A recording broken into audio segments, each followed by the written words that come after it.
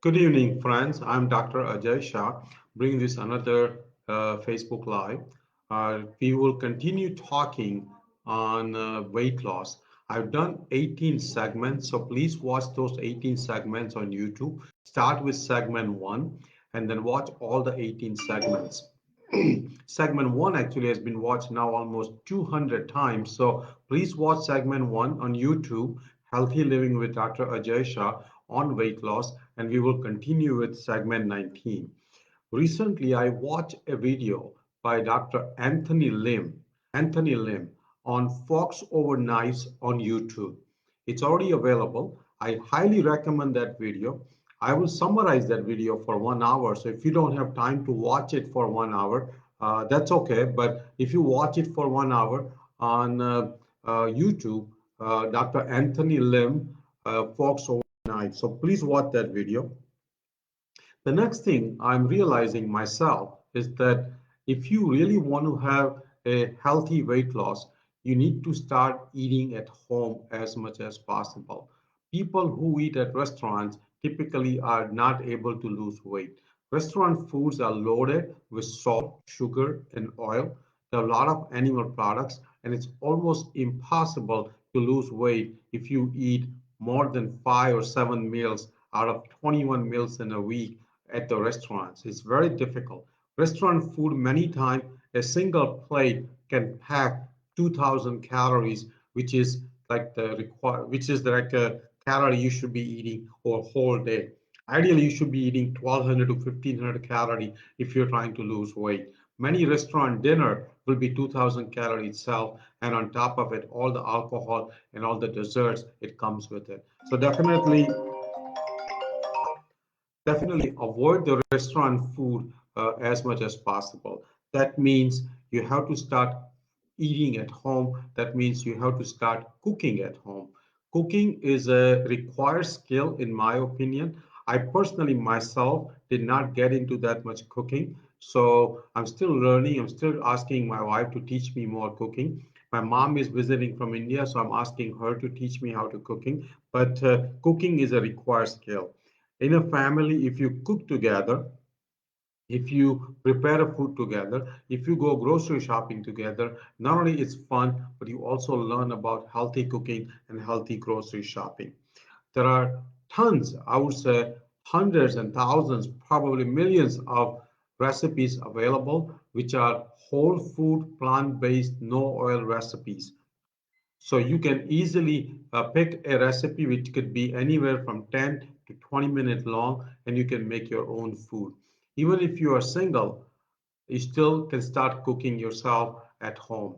I've done a separate video on what's in our kitchen, what instruments, equipments you should have in your kitchen, what food items you should have, what kind of beans, what kind of spices you should have. So please watch that video on what's in my kitchen. It's already available on YouTube. Uh, so let me ask you a question and you can answer as you watch. Are you a whole food, plant-based, no oil follower? Are you? Please say yes, I am. Are you a vegan? Are you a vegetarian? Do you eat red meat? Do you eat any kind of fish?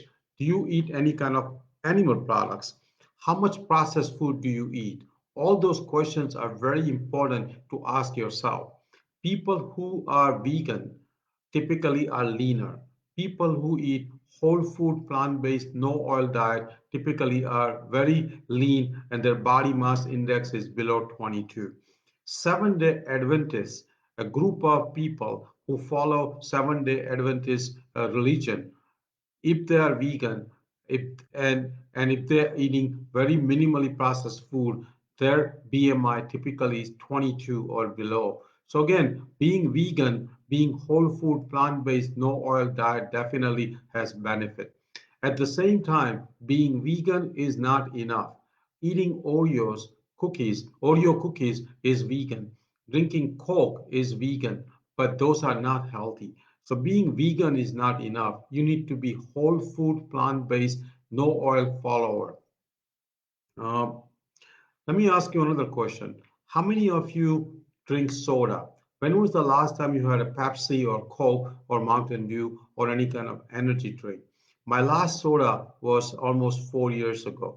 Drinking soda packs a lot of empty calories, lots of sugar, at times lots of caffeine. And all those things will lead to obesity, will lead to fatty liver.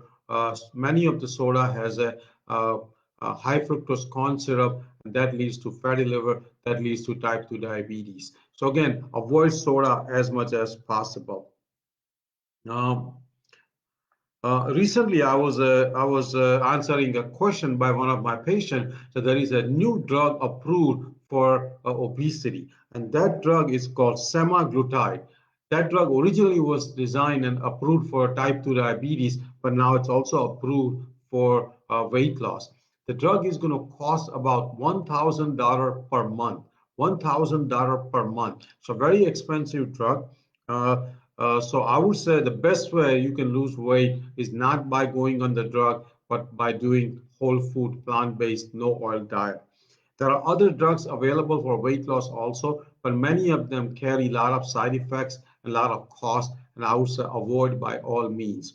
There's a one drug which I would highly recommend, which is very cost effective, less than $5 a month, and particularly if you have insulin resistance or if you have pre-diabetes or if you have type 2 diabetes, that drug will be very useful, not just to help the insulin resistance, but also in terms of weight loss. And that drug is metformin.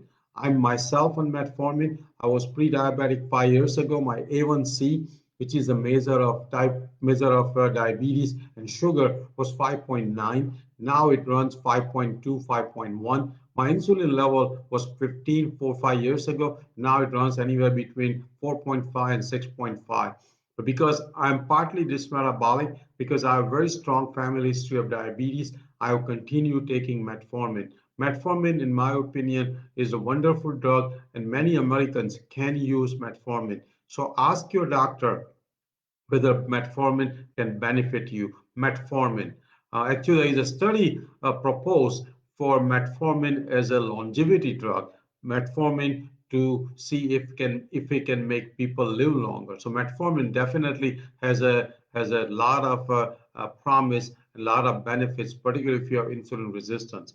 Metformin works by increasing or by stimulating your AMPK pathway, and it essentially has a benefits in terms of insulin sensitivity. There are other options also for obesity, including bariatric surgery. I have had a lot of patients who have gone through bariatric surgery. Bariatric surgery is a fair option if your body mass index is about 35, particularly about 40. But at the same time, it should be taken as a last resort. It should be taken as a last resort. Bariatric surgery not only has a many risks involved with it, it's very expensive. It has a long recovery. It has a lifelong commitment in terms of what you can eat, what kind of supplements you'll be taking. So by all means, try to avoid bariatric surgery if you can. Obviously, talk to your doctor, talk to the surgeon, see whether it's good for you or not. The next thing I must say that as I've done this 18 segment, and this is a segment number 19, I want you to take charge of your health. If you are overweight or obese, it's your responsibility as a person to lose weight and get to the lean body mass, including BMI below 22. Your doctor will be in your team. Obviously, your doctor will help you, but doctors are very busy taking care of sick patients, taking care of acute problems, taking care of many of the complex medical problems, and they may or may not have time in terms of helping you with the lifestyle changes. Most doctors are not certified into lifestyle medicine. I myself is certified into lifestyle medicine. Obviously, I'm a board certified cardiologist, but I'm also board certified into lifestyle medicine. So ask your doctor whether he or she is certified into lifestyle medicine and see if she or he has a special interest into changing to the healthy lifestyle. Ask your doctor if he or she has any interest into functional medicine or integrative medicine, All those credentials actually make a doctor more of a holistic doctor and not just somebody who is pushing the pills and pushing more procedures and more surgeries. So I want you to have a doctor who believes in changing the lifestyle, becoming more healthier. That means eating healthier, exercising, sleeping, stress management, avoiding substance abuse, including alcohol. And all those things will actually lower the need of taking medication, will make you lose weight, and will make you healthier and will reverse many of the chronic disease. The reason I'm mentioning all this thing in this weight loss seminar is because weight loss is not our main goal. Our main goal is to get healthier. There are a lot of people who are slightly overweight, but metabolically they're very healthy. And there are a lot of lean people who are metabolically not healthy. So weight is just a byproduct of being healthy.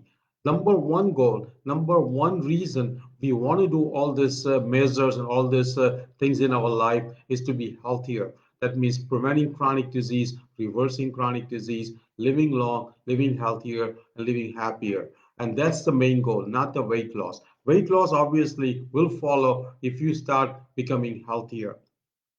Um, as a doctor, I myself know that most doctors don't have more than 5 or 10, 15 minutes to see you, even if you are a new patient. Doctors are busy. They have to review a lot of records. They have to write a lot of notes.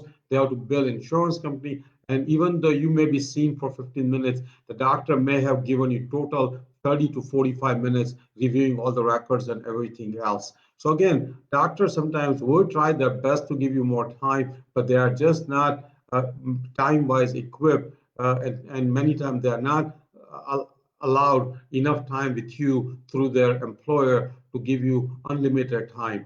That's where you become your own advocate, you become your own well-wisher, you know more, you learn more, watch the videos what I'm making, watch more videos on YouTube, read more books, read more blogs, Google your own information, and that's the only way you will start getting healthier.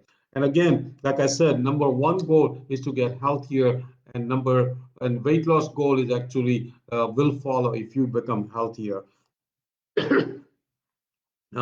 There's another thing I want to cover also, that a lot of people say that when should I stop losing any further weight?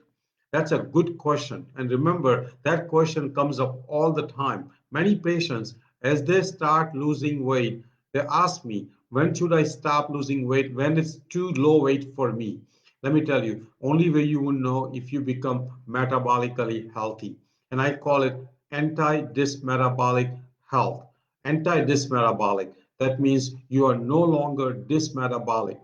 I'm sure I taught you in the previous segments, there's a condition called metabolic syndrome where your triglyceride, which is a fat in the blood, is high, your HDL, the good cholesterol, is low, you have high blood pressure, your blood sugar is above 100, and your waist diameter is increased. If you have any of the three out of the five, then you have a metabolic syndrome. So as you start losing weight, these five factors will start improving. Goal here is to have 0 out of 5 factors before you stop losing weight. So continue losing weight until metabolically you become totally healthy. I almost gave a new term, which I myself want to follow it. It applies to me as much as it applies to you, and it's called anti-dysmetabolic condition. That means you are actually totally opposite of dysmetabolic. That means you are totally opposite of unhealthy metabolism, and now you are into a healthy metabolic health.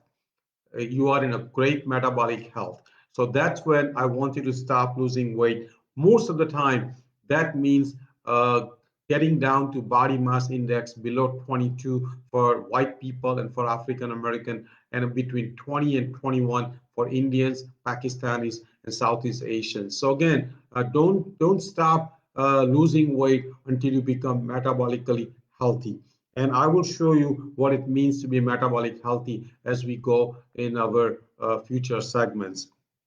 I also want to remind you that this Sunday at 3 o'clock, I'm giving a 4-hour seminar on weight loss, which will essentially go into all the details of what I have already taught you in those segments, but I also want you to join those 4 hours. If you want to just have one long session and learn everything, take notes, ask questions, I'll be taking live Q&A, so you will be able to actually get answers to all your questions.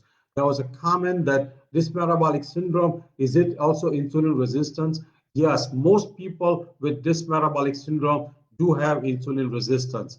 And many times we use interchangeably term, and many times this metabolic syndrome and insulin resistance goes hand in hand. So if you are insulin resistant, which was going to be my next thing I was going to start telling you, and this a person actually commented right on the time that in America, 88% of Americans have insulin resistance. 88% of Americans have insulin resistance, means metabolically they are unhealthy. That's very, very concerning. 88% of Americans have insulin resistance. And we will talk about insulin resistance, but essentially that means insulin is not working at a cellular level. It's not allowing the sugar or the glucose to enter the cell. It's also causing many other metabolic derangement, including fat synthesis, lipogenesis, and many other issues. So how can you diagnose insulin resistance? If you have this metabolic syndrome, that means you most likely have insulin resistance. People with insulin resistance will have high insulin level, particularly about 8 or 9, and if you have an insulin level above 15, that means particularly with a high sugar, that means you definitely have insulin resistance. Obviously talk to your doctor to check the insulin level. Blood insulin level is one of the most important tests you can do if you are overweight or obese, to make sure you're not insulin resistant. So again, insulin resistance is a major issue in America. 88% of Americans have insulin resistance. Other thing is almost 70% of Americans have fatty liver. Low level fatty liver is very common, and fatty liver happens because of fat in the liver, and it typically happens because people are overweight and obese. They have insulin resistance. There are a lot of high fructose corn syrup. There are a lot of simple sugar. There are a lot of processed food, and all those things lead to fatty liver. Fatty liver can lead to cirrhosis, and now the most common reason for liver transplant is actually cirrhosis from fatty liver. So fatty liver actually has replaced now hepatitis in terms of the need for liver transplant. So again, prevent the fatty liver by all means. You can check blood level of ALT and AST, and that way you will know whether you have fatty liver or not. and uh, and actually ask your doctor to see if they check a liver panel to whether you have fatty liver or not. Many times when people are overweight or obese and people have insulin resistant, many times the first sign will be fatty liver, and checking liver enzymes, checking a liver panel would be an important clue to see whether you have a fatty liver or not. So again, check insulin level, check liver panel, check fasting blood sugar, check A1C. A1C is an average of sugar over 90 days. If your A1C is above 5.7, that means you have pre-diabetes, and that something needs to be reversed. My A1C used to be 5.9, now it's 5.1, 5.2. So I have reversed my pre-diabetes. Now I'm in a healthy range. And you can do the same thing by regular exercise, getting down to body mass index 22 or below. So you can reverse prediabetes just by healthy lifestyle changes. There's another thing which is I'm learning more and more, and is checking the uric acid level. Checking the uric acid level. Uric acid is a byproduct of carbohydrate metabolism in the liver, and people who have insulin resistant, people who eat a lot of simple sugar, people who eat a lot of high fructose corn syrup, people who have a fatty liver and insulin resistant, they will have high uric acid level. And if your uric acid level is 5.5 or above, that means you possibly have insulin resistance. Uric acid can lead to actually arthritis called gout. It can lead to high blood pressure. It can even lead to premature death and many other complications. So ask your doctor to see if checking uric acid level in your case is appropriate or not. Uh, Other thing you can check also is a cholesterol panel, and key thing to know in the cholesterol panel is triglycerides. As people become insulin resistant, as people develop fatty liver, as people become obese and overweight, the triglyceride level will start to go up. Keeping triglyceride level below 100 is ideal. Lower the better. My triglyceride runs around anywhere from 50 to 70 range. My triglyceride 5 years ago were 450. So I definitely have reversed my high triglyceride level. Uh, there was another comment uh, about a person who is 38-year-old Indian female that she was actually mentioning that her mine was 30. I'm not sure what she meant, whether it was ALT or AST or insulin. I think she must have meant the insulin level. If the insulin level was 30, that's pretty high insulin level. That's a sign of insulin resistance. If you're still watching, please let us know. Yes. So she said it was a fasting insulin level. So fasting insulin of 30 is actually alarmingly high, very, very high. Fasting insulin of 30 is very high. That means most likely you have insulin resistance, and most likely you are at risk of developing type 2 diabetes very soon, actually. So you need to lose weight, cutting down body mass index for an Indian person, 20 to 21, regular exercise, avoiding simple sugar, avoiding simple carb, eating whole food, plant-based, no oil diet, regular sleep, and considering taking medicine like metformin. So again, if you are watching, please comment. So I know that you are watching, you are learning, you are enjoying my lives. That actually stimulates me. That actually makes me feel like we are like a team. We are interacting. We are learning. So if you watch this on YouTube, please have a comment on YouTube video. Ask me questions, and I'll definitely answer your questions. So I will stop here. Have a great evening. I'll be back in a few hours to talk on other topic. But hopefully you're learning from all these lives. I'm doing again a 4 hour weight loss live this Sunday at 3 o'clock Eastern time. So please join if you can. Also, please watch on YouTube a series on high blood pressure. Please watch a series on depression. Please watch a series on how to live up to 110 years old. Please share this on your Facebook page if your family and friends will benefit. And please subscribe to our channel. Thank you and have a great afternoon. And I will see you in a few hours. Thank you.